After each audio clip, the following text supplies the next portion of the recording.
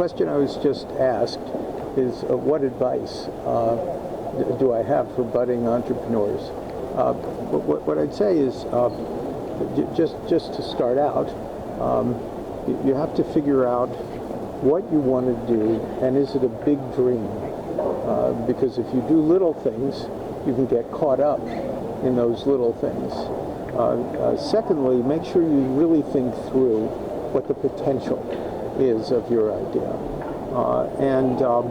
When you go out to raise money, which inevitably you have to do not go to your best prospect first. That's the mistake I made. It's the mistake everybody makes. And the reason you don't do that is you don't fully know what you're doing yet either. And they will ask questions that you won't have the answer to the first time. So schedule your best people towards the end and experiment on people you don't know so well. You'll find it surprising that the people you know well won't have much sympathy for you if you haven't thought things through thoroughly. And it's hard to think things through when you don't know what you're doing. So it's the reverse order which is surprising, and you won't like it because you'll think it'll take you longer. And you could be much more efficient if the first 2 or 3 people solve all your problems. Don't do that. It's a question, will Blackstone continue with its current posture of investing in real estate and buying companies? And the answer is yes. We have a robust pipeline now in terms of expanding our real estate. We're the largest owner of office buildings in India, and we have plans over time to increase that very substantially. In the private equity area, we're always looking for new things, and in the last 18 months, in private equity and real estate together, we've committed $6 billion US dollars here in India. To the extent that the economy stays slower and inflation's higher and the banking system isn't as liquid and it's extending as much credit as the economy wants, that provides new opportunities for us, because we have at Blackstone about $150 billion that is not invested yet. And so the scale of things here in India does not represent a challenge. It's really just how interesting are the things that we might be doing. So the fact that the overall tone of the economy isn't as good is not troubling to us. Another question is what is my current outlook for India?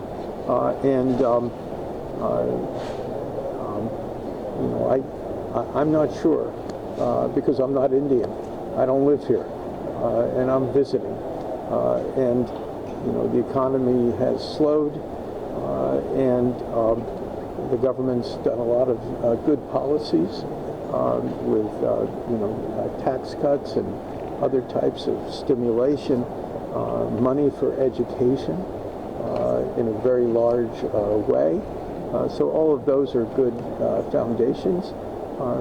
I'd say that the financial system needs to deal effectively with the stage in the cycle where the financial institutions are, where they're not as robust as I think everyone would like them to be. The question is, where are we focusing on our real estate business?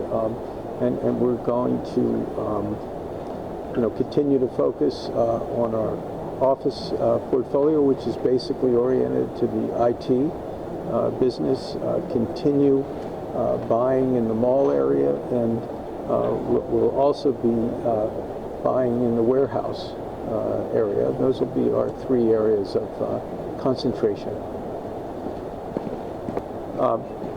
So somebody asked, most foreign investors aren't interested in India. Why is Blackstone?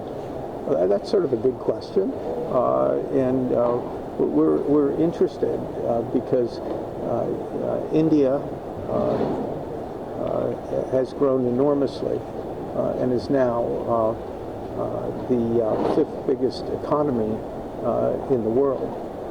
It's going to have the youngest working age cohort in the world. They're becoming better educated. India is making enormous strides in the technology area. And all of these things are really good. Education levels are going to be going up. And